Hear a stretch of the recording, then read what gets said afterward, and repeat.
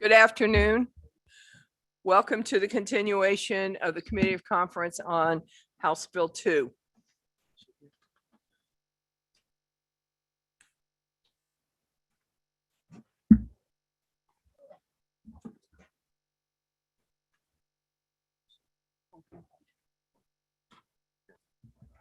You got it. You got it.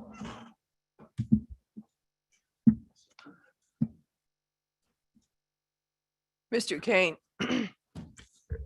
we have two items that I would like to take up. I understand, we left the Sununu Center, and I also understand that Senator Rosenwald has an amendment for us on section 39. Maybe we could start with her amendment. Sure, we can do that. Thank you, Madam Chair. I don't know if anyone has it yet.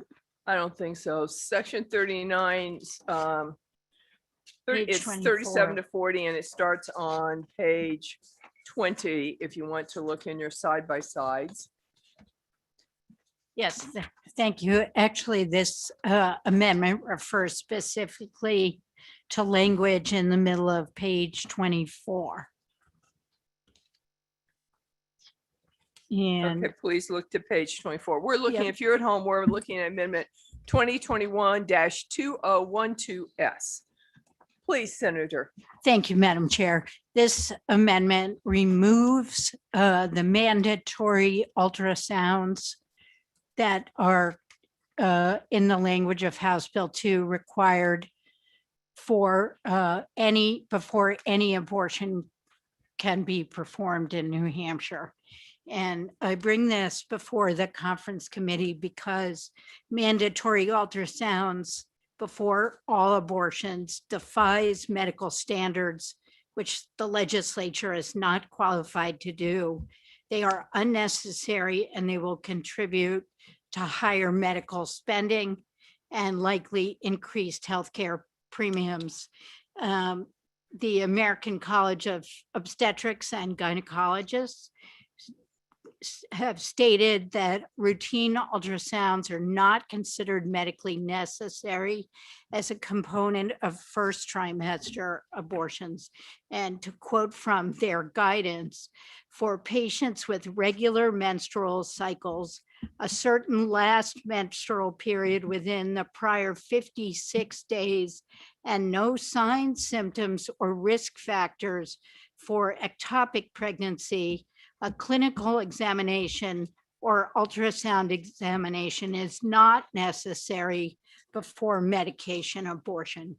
And Madam Chair, I believe that forcing patients to have an ultrasound before even a first trimester abortion is shaming, and it's an unnecessary barrier to care. It will most impact our low-income residents who already face burdens. This will require them to travel and to pay for the additional cost of the procedure. An ultrasound can be quite expensive. And I believe we should be giving doctors the flexibility to use their expertise and their judgment that qualifies them for a license to practice medicine in New Hampshire, rather than substituting our own unqualified medical judgment, resulting in unnecessary expensive services. I see this as an insurance mandate as well, and I think it will likely contribute to increasing cost of private health insurance. Thank you. Thank you, Senator. Questions or discussion? That Representative Weiler, So I'm looking on, thank you, Madam Chair. Senator. do you I'm have looking- your mic? All right.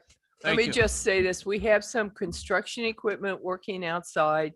We've asked them to try to either not work or take a break, long lunch, something, but in case you're going to speak, pull your mic as close as you can so everybody in the back of the room can hear, because I think it's more back there and it impacts their ability to hear. Thank you. Representative Weiler, thank you for letting me interrupt. Thank you, Madam Chair. Thank you, Senator. So the result of this amendment before us, 2012S, is the elimination of most of the language in the in the paragraph that we're looking at on page 24. Correct, Representative Weiler. It keeps the first sentence Yep. and strikes the rest of that paragraph in I. Thank you. I just wanted to make sure what the effect was. Thank you. If I am correct, Senator, could I ask, this was a Senate added section that the House did not have. Is that correct? Correct.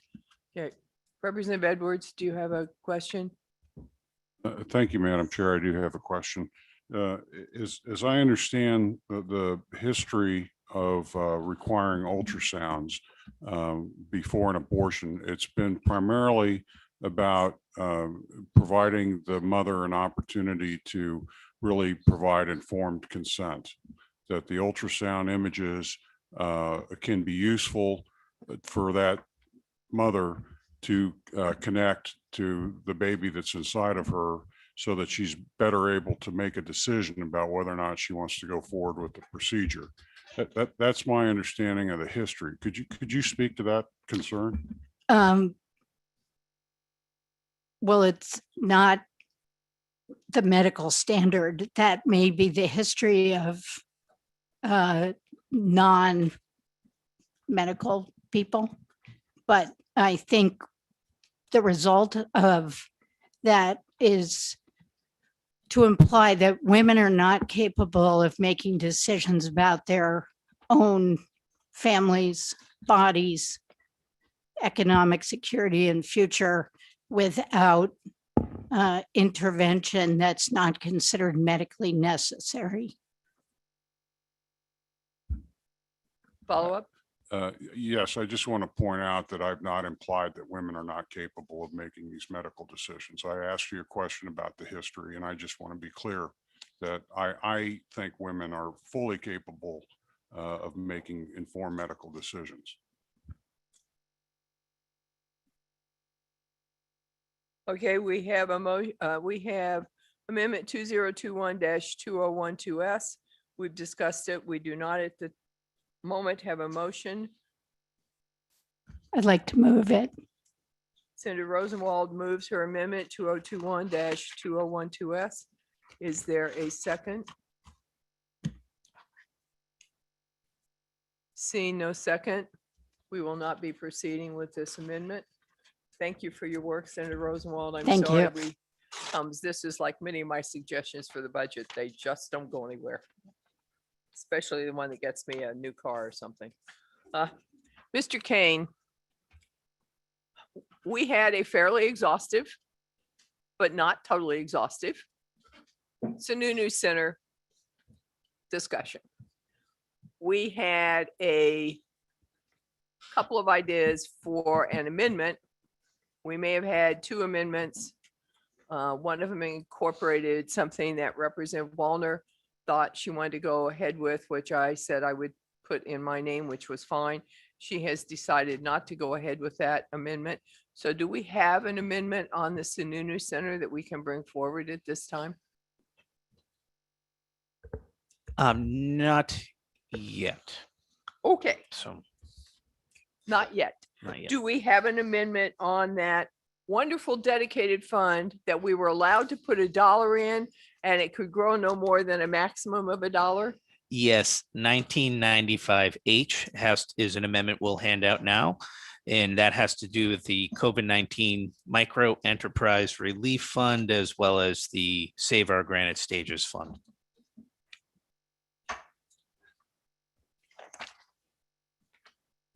At this time, Senator Gary Daniels is going to join us at the table. Senator Gary Daniels is the chairman of Senate Finance. He's done a wonderful job getting us where we are today. He's been with us every day. He has been an alternate, and he is now joining us at the table. And Gary, we thank you for all the work you and your team did, and welcome. Thank you, Madam Chair. I think Mr. Hoffman, because there are a couple of changes in here, can walk us through this section after he's passed out the amendments. So if you're at home, we are looking at amendment number 2021-1995H. And this replaces section 452 of the House Bill 2.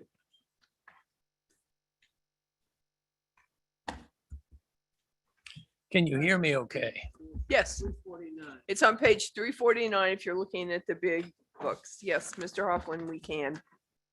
No, So for the micro enterprise relief fund, 348. on the top of 348, there's no change to section 451. 452 is changed by removing the $1 amount. Then on the next row, you'll read public health emergency shall be deposited into the fund.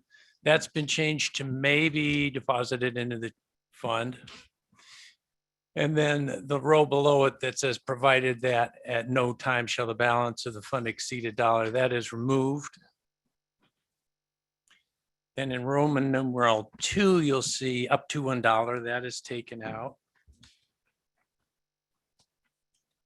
Then if we go all the way to Roman numeral 4, you'll see a reference up to $1, that is removed. There's no change to 453 on the bottom of 350. There's no change to 454 or 455 or 456. Section 457, which starts on the bottom of 352. Toward the bottom, third row up, that $1 amount is removed. I'm sorry, I'm popping back and forth between the side by side and the amendment here. And then there's another shall that's changed to may be deposited in the fund. The reason for that is the way that's worded, notwithstanding any other provision of law, if it were shall, that could be taken that all of the money would go into that fund. So this makes, there's another action required. There's no money in the budget, so there would have to be a fiscal and GNC accept and expend. So may works better in this case than just the $1 limitation. Thank you. Questions, comments? Senator Bradley. I would love a motion. I move amendment 1995 ought to pass. Second. Representative Umberger seconds. Representative Bradley moves ought to pass on 2021-1995H. Representative Weiler, you have a question? On section 457 in the amendment, I still see shall.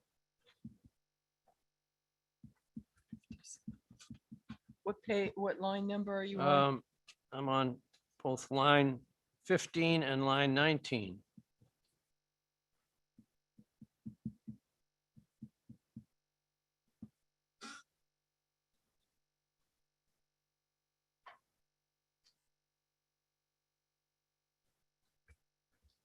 On 19A15.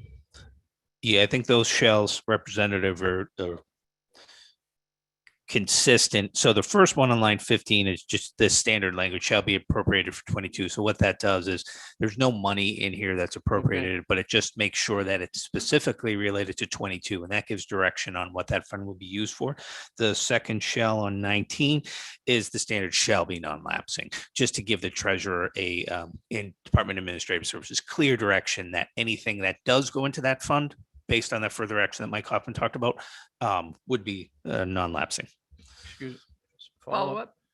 I thought I heard you in referring to that saying that the shall had been changed to may, and I thought you were just distinctly referring to 457.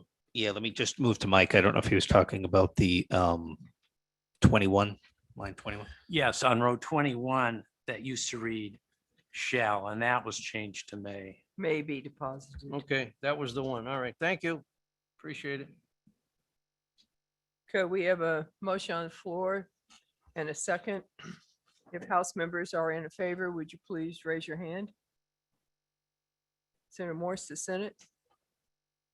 We unanimously accept this, and Mike, that includes all sections related to that. Okay. Okay. If you look at your compare report, page 14, we have section 439, Senate passed. On page 332, the Senate will accede to the House on that section. Beyond that, we have sections 440 to 442, also on page 332. And the Senate will accede to the House on both of those.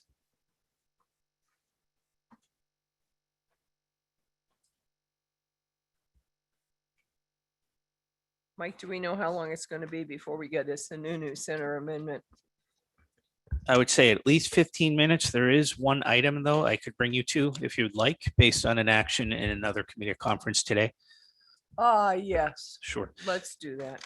And that will bring you on the shaded out side by side dated 6/15 on page 13 at the top, Senate Pass section 387 to 388.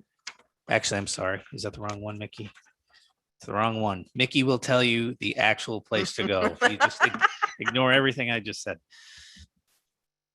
If you go to page 14 on the index, it'd be the second to the last row at the bottom. It's a new section relative to the gun line reductions made in a reference to Senate Bill 141. So this Thank would you. be Amendment 1944H that's been previously adopted by this committee. I think we are all looking at that. So just so you know, Representative Umberger did yeoman's work on this amendment, got all the details worked out. The House had passed the bill, and Representative Umberger was not in favor of passage of the bill, but she still rolled up her sleeves, said, hey, we wanted it, we passed it, I'm going to do the work, dug in, got all the positions, figured out how much money should have been budgeted for the counties because it downshifted money to the county, downshifted work to the counties without giving them the money to do it, went through everything. We passed it. Senator Guida called this morning and said he had a committee of conference that was on the gun line. He would like to put this amendment on it. They put it on their amendment in the gun line. So we need to agree to reconsider. Is the House in agreement for reconsideration? And the Senate's in agreement? Representative Umberger, I think you would like to speak to perhaps withdrawing your amendment for, Yes, I'd like to withdraw amendment 19 or 2021-1944H. the House is unanimously in favor of that, given the recent actions. Is the Senate? Okay, that is withdrawn and will no longer be in HB2. Thank you, Mike, for reminding me of that. Karen told me, you told me, it slipped my mind. So the Sununu Center amendment, I would probably request a 15 to 20-minute break. I know that's not ideal, but just to make sure we have the proper amendment and the proper copies. That would be lovely. It's 1:35. Can we post that we are in a break for 20 minutes, please? Yes, we will do that. Okay, thank you. Come to any agreement on dental benefits? Just gonna leave it.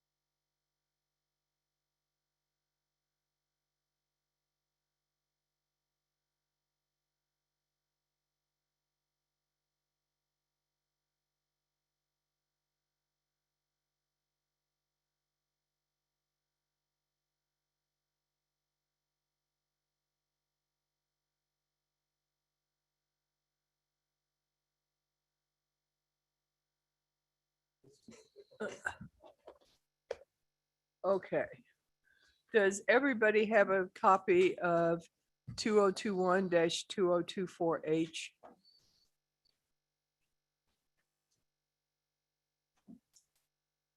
This deals with the Sununu Center. Representative Edwards, would you like to join us? Mr. Kane, I'm going to have you run through us. I've already had some questions I couldn't answer. We're probably going to have questions, so if we can go through the amendment, it would be appreciated. Sure. 2024H is an amendment to section 330 relative to the Sununu Center and the committee established to develop a plan for closure and replacement of the Sununu Youth Services Center. It will be 3 members of the House of Representatives, each of whom shall be from a standing committee having jurisdiction over juvenile justice, 2 members of the Senate appointed by the President of the Senate. In addition, legislative members of the committee shall seek input and expert advice from the Department of Health and Human Services, Child Advocate, Disability Rights Center, National Alliance on Mental Illness, New Futures, and any other group or organization the committee deems necessary. Legislative members of the committee shall receive mileage at the legislative rate. The committee shall develop a plan for the closure and replacement or repurposing, that was one change that was put in, of the Sununu Youth Services Center, including cost estimates for the construction and operation of a new facility. The committee's plan shall consider, that's another change, the following. It may be operated by the Department of Health and Human Services, shall be designed to meet the unique needs of up to 18 youth at a time, shall accommodate requirements to separate youth by gender, treatment needs, court order, safety, and security. Facility shall include 3 separate residential spaces, each including capacity for up to 6 youth. Shall have the capacity to provide services to meet the medical, physical, and behavioral health needs of all potentially eligible youth. Turning over to page 2. Shall have space for up to 18 beds, including space for flexibility to meet the needs of all gender, safety, and security, crisis stabilization, and admission and discharges. Shall have adequate space to meet the educational needs of all youth, adequate space for indoor and outdoor recreation, the capacity to meet the nutritional needs of all youth, and the necessary elements to be architecturally secure and equipped with video surveillance. The opening of the replacement facility shall be no later than May 1st, 2023. The committee shall prepare. Mine says March. Sorry, March 1st. What did I Okay. say? May. I'm sorry. Yeah, okay. It is March 1st, 2023 on line 9 of the amendment. Sorry. The committee shall prepare legislation relative to the implementation of the plan developed in paragraph 4 for submission for the 2022 legislative session. And then subparagraph 6, members of the study committee shall elect a chairperson from among the members. First meeting shall be held 30 days of the effective date of this section. And then the final sections 16 through 18 on line 16 through 18. Committee shall issue their final report to the Speaker of the House of Representatives, the Senate President, Senate Clerk, the House Clerk, the Governor, and the State Library on or before November 1st, 2021, and submit the plan to the Joint Fiscal Committee for approval. Thank you, Mr. Kane. Discussion? Representative Weiler. I think it's a mistake on a committee that's going to talk about a building and funding to just have people from jurisdiction over juvenile justice. Why not have public works and finance people on this as well? Because the decisions that will be affecting this have much to do with the areas of expertise on those committees, not just juvenile justice. Thank you. And I guess that's a provision in the Senate side. Does the Senate want to share their thoughts?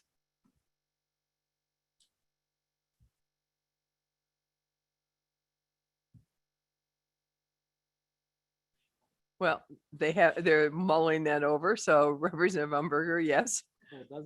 Oh, Yeah, okay. I have a thought. I thought that Roman numeral 2, where it says, in addition, the legislative members of the committee shall seek input and expert advice from, but not limited to. And so to me, you don't need someone from Public Works there until you decide to build a new building, for example.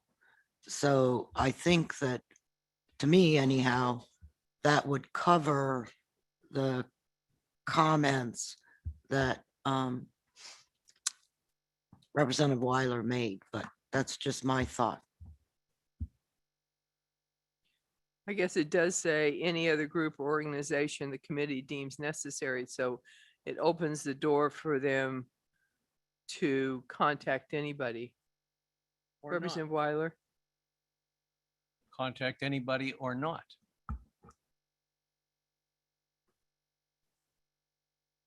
Representative Edwards? To Representative Weiler's point, I agree with him. And given that yesterday we talked about how it would be great to give this committee flexibility, I would recommend starting on line 6, right after the comma where the word each starts, each of whom, delete through the next, all the way to the next comma. So it would read 3 members of the House of Representatives appointed by the Speaker of the House. And the Speaker in his judgment can pick which 3 representatives would be best on this committee.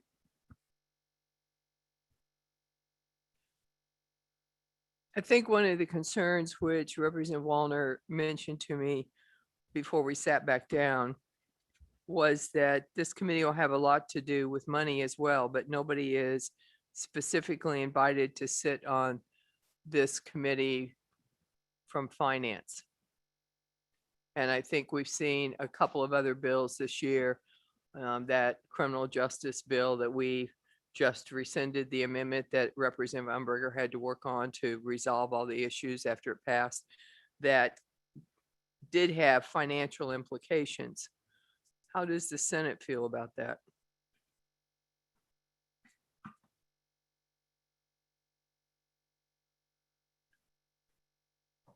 I I don't think we'd know. be good with your Representative Edwards' suggestion. If that's the will of the House, that's your appointing process.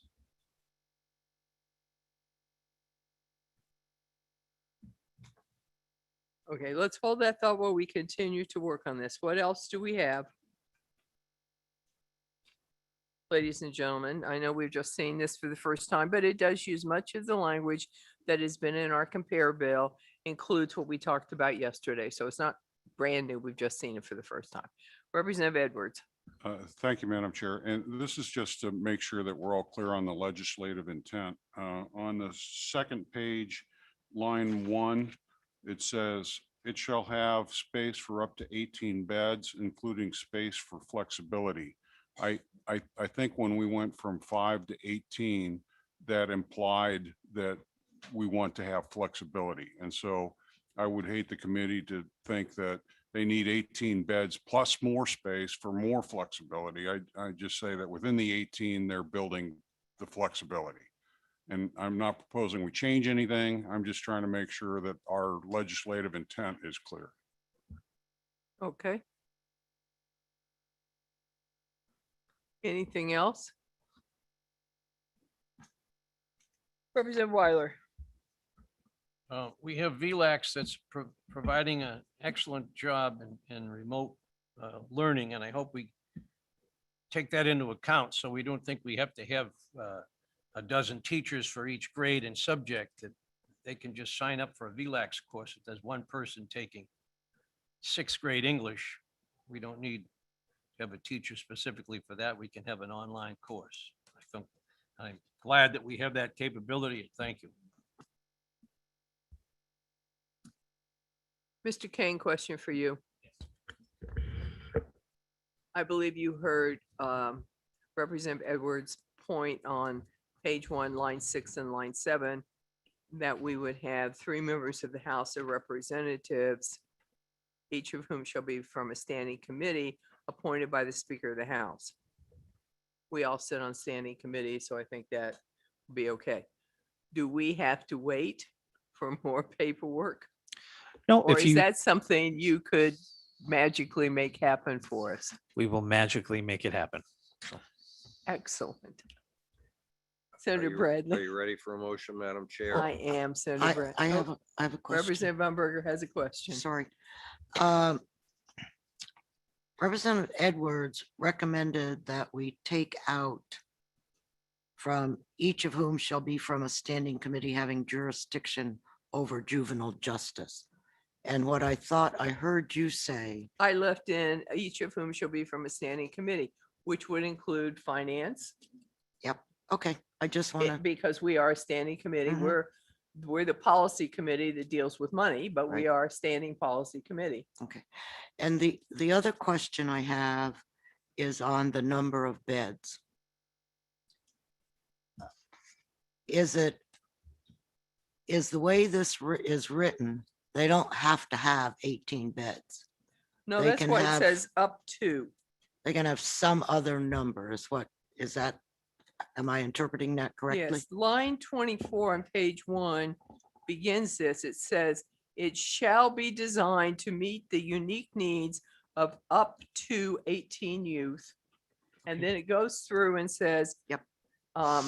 Has the same 3 residential pods that Representative Edwards spoke about yesterday. And obviously, when we have 3 residential pods and we have 5 beds, you're going to have 1.6 beds in each of the 3 pods if you split it evenly. So if you have 3 pods, you really want to have it a multiple of 3. So shall include 3 separate residential pods, each including capacity for up to 6 youth. So now you could actually have 1 bed in 1 pod and 4 beds in another one if you had more of this kind of child, the way that's written.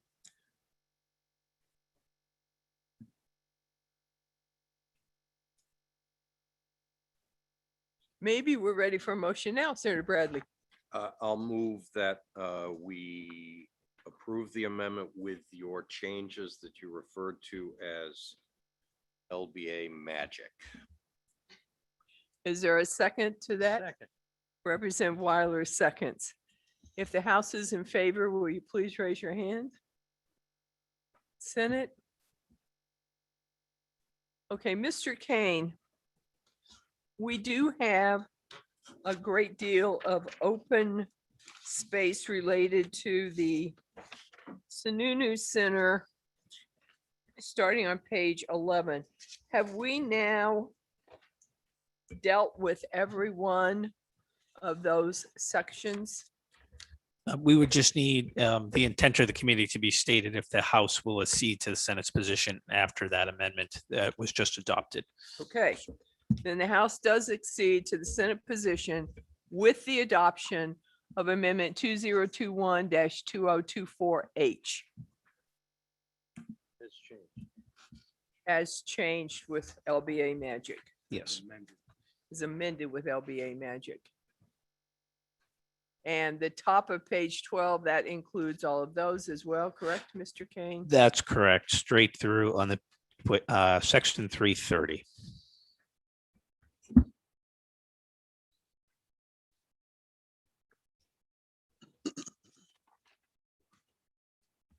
I think Senator Morse would like to address on page 328, Senate passed sections 427 and 429. The House did speak about those sections yesterday. And I recognize the Senate, Senator Morse, Senator Bradley. So let me just start out by saying that having worked for a long time on Medicaid expansion, I see the dental benefit in much the same way as something that would improve not only oral health, but physical health.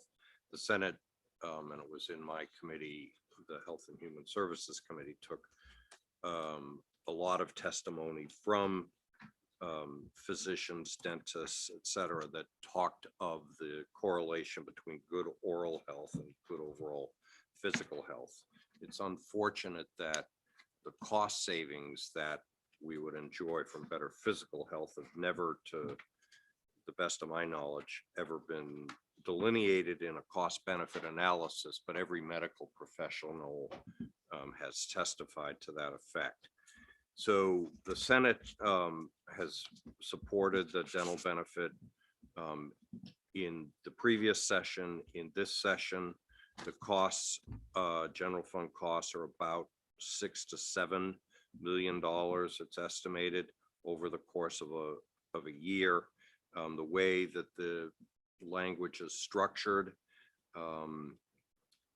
the fact that it goes into implementation in the last quarter of the second year of the budget limits the cost to the 1.6-ish million dollars that's in the proposal from the Senate. So I guess at this point, I'd be happy to answer any questions. I think we would hope that the House conferees would see their way to supporting this. I think it makes a lot of sense from a public health perspective. It certainly, the testimony that we received would help get people that needed dental care back into the workforce if they had dental care, which would be helpful, obviously, to our economy. If the House wanted to have us adopt a provision that was similar to Medicaid expansion, where we tied continued funding to the federal funding that would be available, and the matches, I think part of the match, and people from HHS can answer this, would be at a 50-50 rate, and part of it would be at a Medicaid expansion rate. Is that correct? A 90-10 match.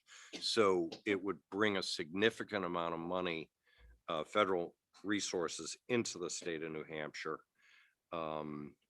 So I think it's a very worthy program. The Senate has long supported it. So happy to answer any questions, Madam Chair. Thank you, Senator Bradley. I think this is kind of like House Bill 254, which we have retained in House Finance and Division 3 on some of the situation with Sununu Center. The Senate did pass their bill, but they immediately put it on the table. It has not come to the House for a public hearing. We do have some figures that say it could cost up to $11 million a year in general funds. We haven't looked at that. And so we're hoping that the Senate will send their bill over when they get them so that we can have those public hearings. But right now, we do not have $11 million extra to commit on the budget. So we appreciate the work you did. We're looking forward to working with you in the future on this. Mr. Kane, I think we still have a couple of issues where we're waiting for our speaker who was detained. Oh, he's here. Excellent. We're delighted to have you.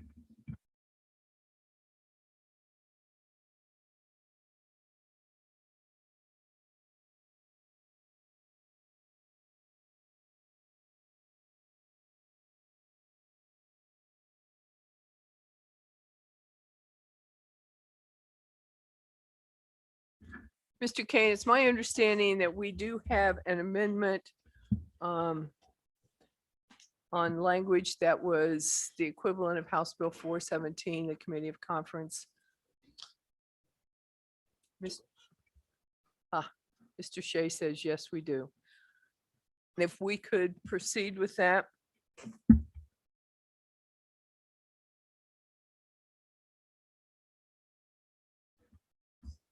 After this.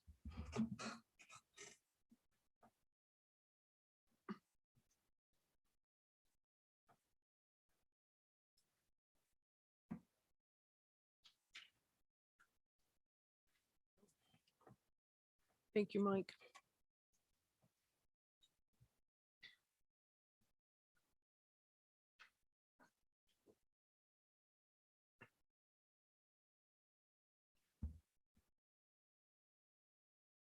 Sorry.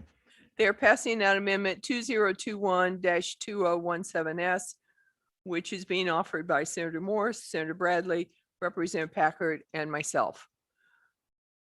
I think they've passed it out. Mike, do you want to walk us through it, please? Sure. Amendment 2017S Amends RSA 445, subparagraphs 1 and 2.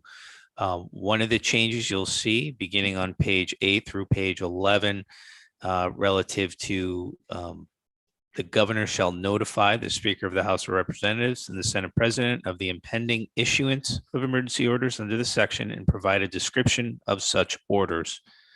Next change down on line 17, the duration of the state of emergency is less than 30 days. It was amended from 21 to 30. On line 18, similar amendment, state of emergency shall terminate automatically instead of 21, 30 days after its declaration. On page, same page, line 24, there's an amendment to subparagraph 2C, which states that the legislature may terminate a state of emergency or an emergency order issued thereunder by a majority vote of both the Senate and the House of Representatives. A majority of this vote shall consist of a majority of members present and voting in each chamber, acting separately. The governor's power to renew a declaration of a state of emergency shall terminate upon a majority vote of both chambers under this subparagraph. Also on page 2 on line 4 is amending 445 by adding new subparagraph after subparagraph 3 the following. Subparagraph Roman numeral 4, members of the legislature shall be exempt from any emergency orders that would infringe on their ability to travel and conduct their business as representatives of the people. Subparagraph 5 beginning on line 8, no federal, private, or other non-state gift, grant, or loan for purposes of emergency powers of the state which exceeds $100,000 shall be accepted until such action shall be approved by the fiscal committee of the general court. Under this section, the governor shall submit an item to the chairperson of the fiscal committee for consideration. If the fiscal committee of the general court does not accept or reject the item within 5 business days, the governor may accept and expend the funds without further action by the fiscal committee. Also beginning on line 15, under circumstances requiring emergency action for immediate health, safety, and welfare of the citizens, the governor has the sole authority to accept and expend funds thereunder. Within 24 hours of the governor's acceptance and expenditure of the funds, the governor shall notify the Senate President, Speaker of the House, and Chair of the Fiscal Committee of the acceptance and expenditure of such funds. And on line 20, an amendment to 21P by adding a new section 21P 43A that the governor shall provide a list of all expenditures pursuant to the subdivision under a state of emergency to the executive council for informational purposes only within 30 days of the expenditure in order to ensure transparency. And sections 1 through 3 will take effect upon passage. Questions or discussion of any sort?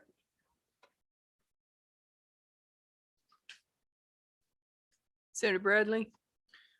Thank you very much. I think one of the key sticking points in all of the discussion about this is whether the legislature has the authority to override or stop an emergency order or parts of an emergency order, or whether the legislature has to affirmatively renew an emergency order. That has been the key sticking point.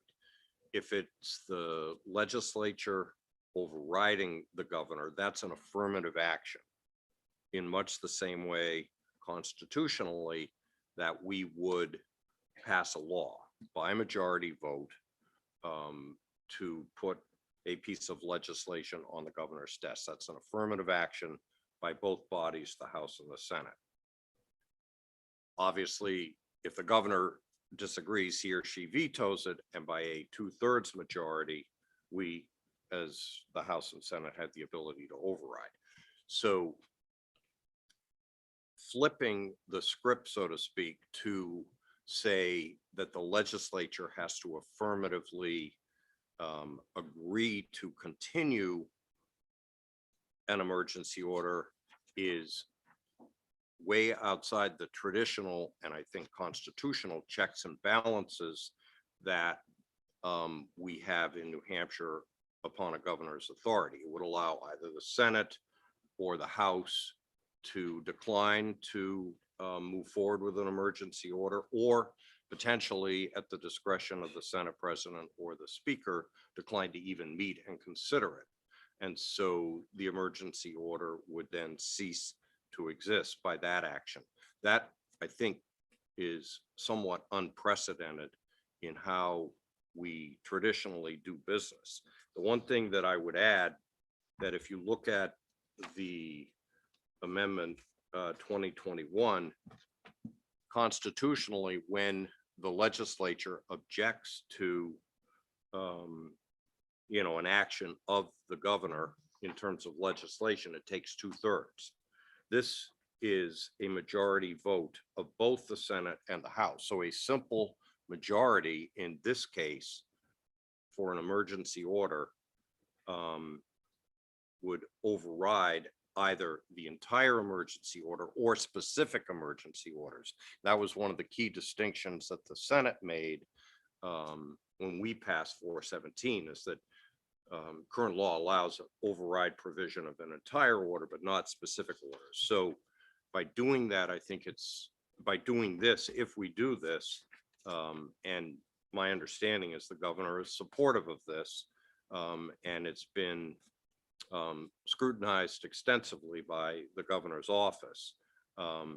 This provides, I think, a further check and balance on emergency orders by being able to block an emergency order by a simple majority vote, where any other action to block a governor's veto or to override a governor's veto, it's 2/3. So that's why I think this is a good amendment, a good way forward, and I would hope that we can support it. Thank you, Senator Bradley. I would like to add a couple of points. Last year,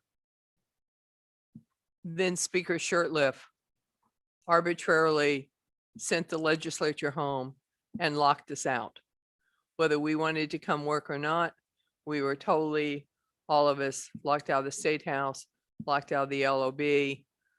The governor was here by himself. We were not allowed to even come up here.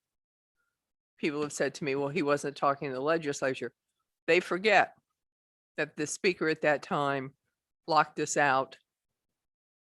I don't think we'd ever faced something exactly like this, although certainly President Eisenhower had a sort of pandemic on his side, which had the same amount of death as we had with the coronavirus. This allows the legislature, no matter who is speaker, to continue to work and to continue to be part of the process, which is something I think was needed then and is needed now. And I'm glad to see that the legislature and the governor will go forward as both bodies, executive and legislative, need to be working for the people at all times. Representative Umberger, you did have your hand up. Thank you, Madam Chairman. Looking at lines 17 or 27, 28, and 29. Page 1. Yes. This is saying we do not require a quorum.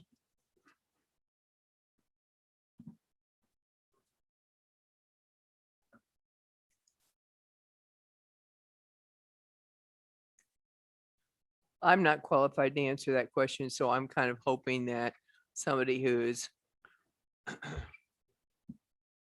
I have no problem with it. I just thought it was interesting. But I guess, Mr. Speaker, I would ask you that. We have House rules that if a quorum of House members aren't present, that we have to pass by a 2/3 vote.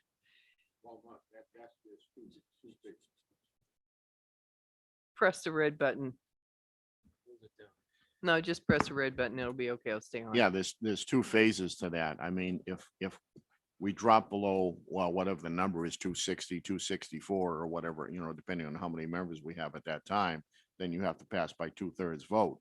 If we drop below, let's say 200 in one, then we don't have a quorum when we have to stop. And I guess the question that Representative Umberger is bringing forward to us is, does this override that? I'm not qualified to answer that question. Do we have an attorney in the room? I see what you mean. Is Rick here? Um, Yeah, hold on a minute, Lynn.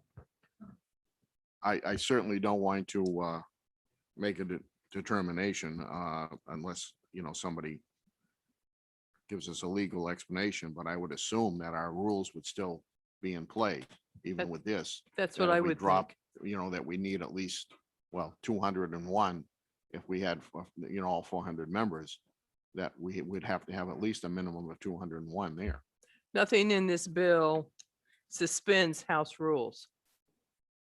So Karen, I think the answer may be House rules are not suspended. And as the speaker said, we do have a House rule on that. Except this says a majority vote shall consist of a majority of the members present and voting. And so, and as we just said, if you fall below a certain number, you need 2/3. And so this in fact overrides that. This overrides the falling below 2/3. Yes. Wait a minute, Ms. Representative Turcott, where I think they've stepped out to see if the attorney is available. Is that true? Can we ask for the governor's office to comment on this?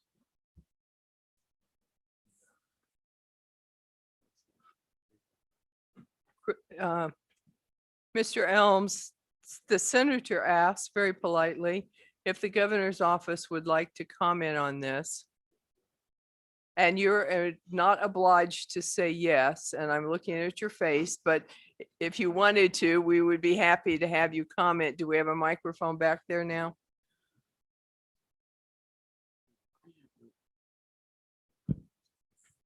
If we could wait for James Scully, Governor's Legal Counsel, to arrive, we'd appreciate that. On his way, Matt. Then I have a couple of other members who have comments. I'm going to let them go ahead while we hold this. Representative Turcott, your hand was up first, followed by Representative Weiler. Thank you, Madam Chair. I have to believe the intent of this would be that it contemplates a state of emergency where maybe every single member might not be able to get there, whether that number be 10% down, 20%, 50% down. And I think the wording to me says exactly that. Whoever is there, it's a majority of those present, not so much requiring a quorum. That would be, personally, that's how I would read it. Representative Weiler. I can envision dire emergencies that would affect the majority of the state, either disabling our vehicles so we couldn't travel, or our roads, or our electricity, or even an attack, like say a meteorite hit that wiped out a fraction of the state. There are dire things that could happen, and those of us that remained and survived would be expected to do something. So depending on how dire the emergency was, we should be able to do something. Thank you. Senator Morse. Yeah, our attorney's on his way over, but he said that the Constitution requires a quorum. So it Aha. wouldn't be just the people that show up. Okay, the Constitution requires a quorum. A bill may not overturn the Constitution. I think, Representative Umberger, we may have reached an answer. However, we have a couple of attorneys on their way over. So that's going to probably lead us to a 5-minute break. If they're on their way, I hesitate to take a longer break so that they don't sit around. So ladies and gentlemen, we're going to take a wee tiny 5-minute break and make sure we're constitutionally correct. Thank you.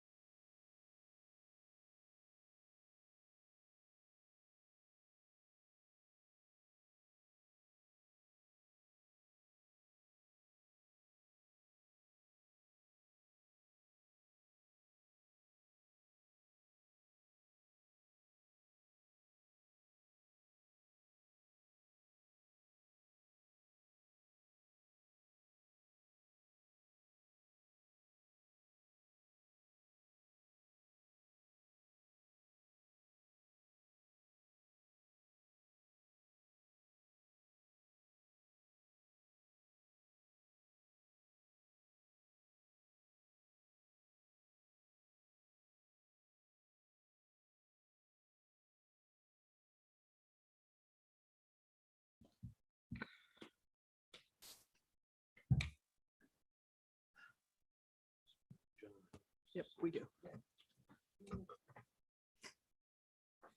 All right, we had a question on the floor that is probably going to be a constitutional question. However, we asked the governor's office if they would like to speak, and we were kindly provided with the governor's attorney, and thank you for coming. I think you have a microphone back there. We're questioning the language, and the question was, do we have to have a quorum? And we believe that the Constitution does say that the House and Senate must have a quorum in order to do business. And welcome and thank you for coming over to help us. Well, Senate Attorney, sorry. It's been a long 3 days. Doesn't sound like it. Look for a green light.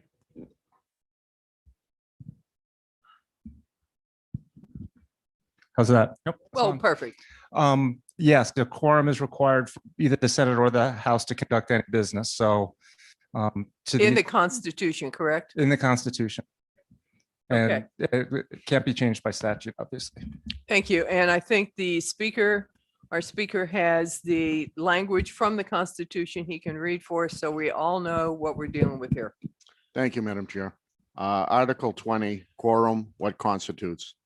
And I'll just read it. A majority of the members of the House of Representatives shall be a quorum for doing business, but less than 2/3 of the representatives elected shall be present. The absence of 2/3 of those members shall be necessary to render their acts and proceeding valid. So it's what we anticipated, that if we have all 400 members, then once we drop below 201, we'd have to cease business. So this language here does not change or Okay. trump the Constitution. And we thank Representative Umberger for helping us get a little better in tune with the Constitution of New Hampshire. Any other comments on this amendment? And again, we're looking at Amendment 2021-2017S. Seeing none, are we ready for a motion, Mr. I'll move the amendment. Senator Bradley moves the amendment. Representative Packard seconds. If the House is in favor, would you please raise your hand? The Senate, we have adopted this. Senator Bradley and I have been working on this broadband project, and it doesn't matter how much we work. We always have one more little wiggle. Senator Bradley, I think we have now a committee of conference that has agreed to something that needs to go into the amendment on the broadband that this committee adopted. Am I correct? Yes, Madam Chair, you are, and I apologize for having forgotten. The Senate amended House Bill 77, which you concurred with, to backdate the broadband eligibility criteria to January 1st of this year. You concurred with that. I apologize. I forgot about that provision. I was reminded of it by a colleague in the Senate.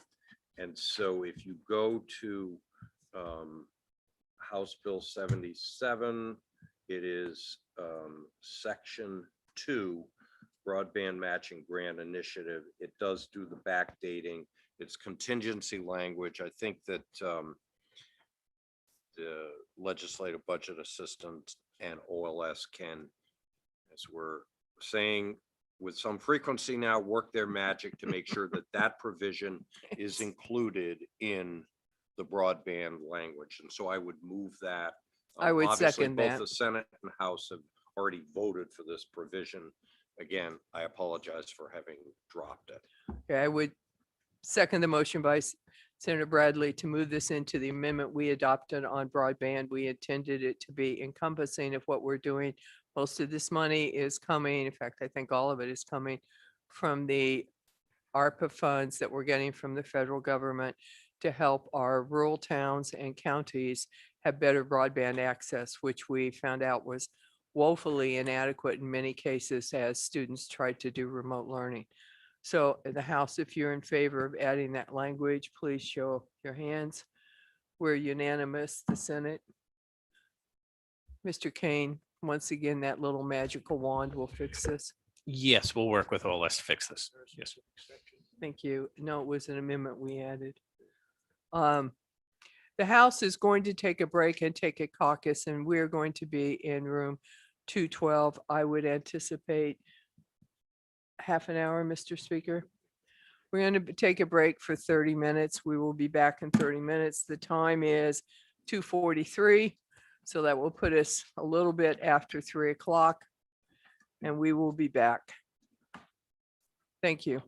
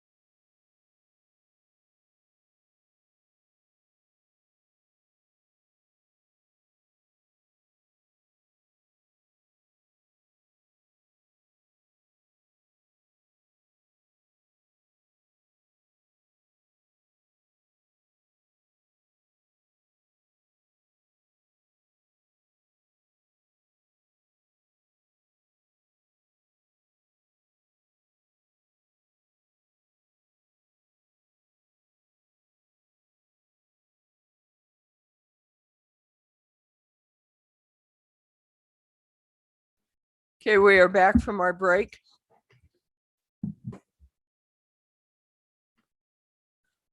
Mr. Kane. Normally, I believe the House, although we call it magical LBA fixes, normally the House and the Senate affirm that LBA may make technical and maintenance changes as needed. So we've done quite a bit of work, and a couple of times, including this recent broadband, we've asked you to do that. So is the House in agreement with that we're going to have LBA make technical and maintenance changes? Like a motion? No, I think we can do consensus, the Senate in. Okay, so we know we're coming down to the end of the wire. We know time is getting short. We are going to recess now until 10 o'clock tomorrow morning. And we wanted to be sure you could do what you needed to do without us around. We are in Thank you. recess until 10 a.m. tomorrow morning. Thank you, ladies and gentlemen.